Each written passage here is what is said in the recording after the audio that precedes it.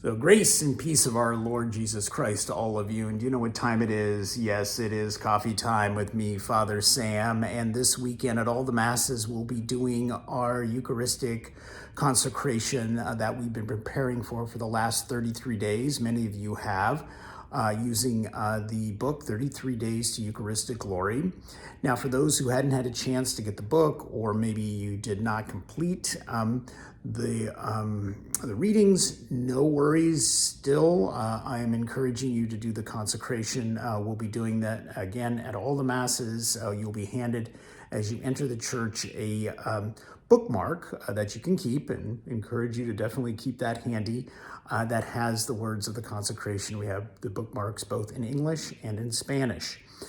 And so we are doing this consecration to our Lord Jesus in the Eucharist to ask for the grace to grow in that awareness of his real presence, right? That we are making that commitment to be more attentive to him in the way that he has made himself present to us in this gift of the Holy Eucharist, that we are entrusting our entire lives. So all that we have and are, what we do, our responsibilities, our past, our present, our future, that we are seeing ourselves just really give ourselves completely to him in the Holy Eucharist. Because of course, this is what Jesus does for us in this sacrament, right? That he gives himself, his whole body, blood, soul, and divinity to us. And so we now want to show our devotion and love for him by doing the same, by giving ourselves back. Of course, that's what we did in baptism, but we want to really now fulfill that in a new way in this time of Jubilee, in the Jubilee 2025, to grow in hope, knowing that our Lord is here with us and he has all power over all our difficulties and trials, and that we trust him, right? That we're entrusting ourselves, but that we trust him and trust his will for our lives, trust his forgiveness of every and all sin, trust that he has a plan for us no matter what crosses that we are asked to carry, and that he's going to bring something good and beautiful from each of those crosses.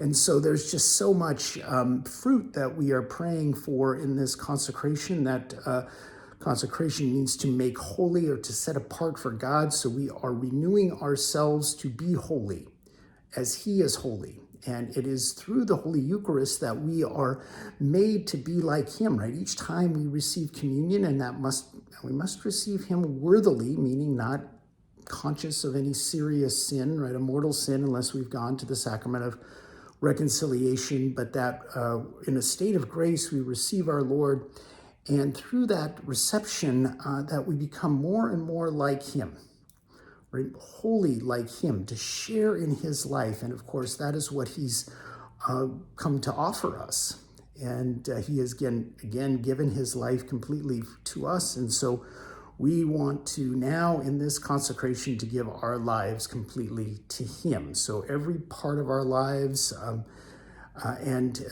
that can be done in, of course, just by following his will and seeking to do that will in all things, knowing where he is present, knowing he is present in each and every tabernacle throughout the world. And always, as Matthew Kelly said in one of the daily readings in the book, to really know where that tabernacle is. Where is the closest tabernacle to you?